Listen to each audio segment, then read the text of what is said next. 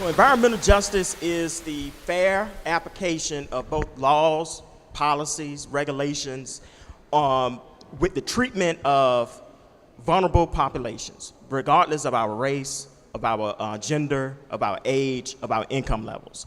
Climate change is an environmental justice concern.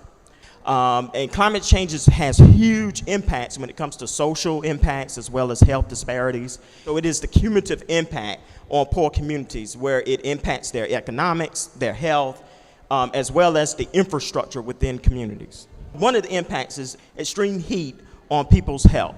Heat cramps, heat exhaustion, heat stroke, hypothermia, and dehydration.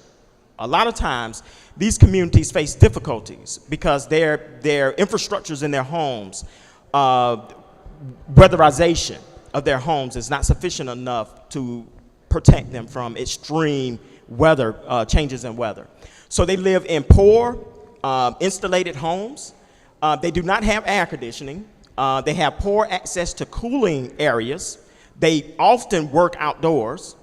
They have limited access to health care. Many of them have poor access to emergency health facilities. Also, what is concerned when it comes to climate change is poor air quality.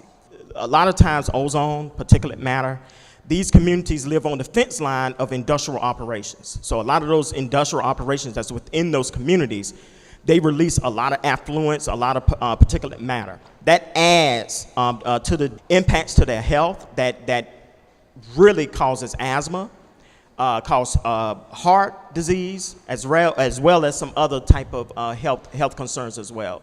Many of these communities we work in are considered in food deserts. So a food desert is any neighborhood that lives within less than 3 miles away from a grocery store.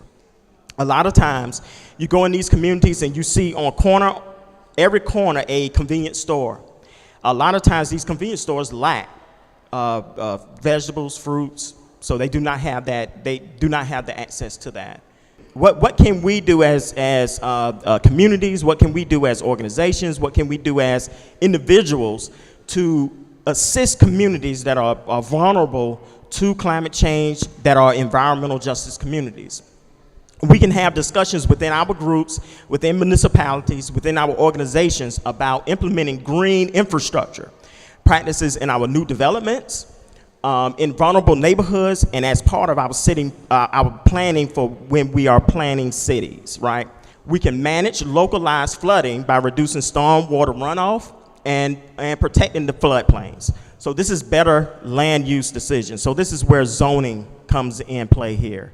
We also can build resilience to drought by incorporating rainwater recapture techniques in the design of buildings, roadways, rain gardens, and green street infrastructure are examples there. We can protect the coastline by restrictive development on wetlands, on our barrier islands and along the beach, increase vegetation along our shorelines, as well as create more livable shorelines.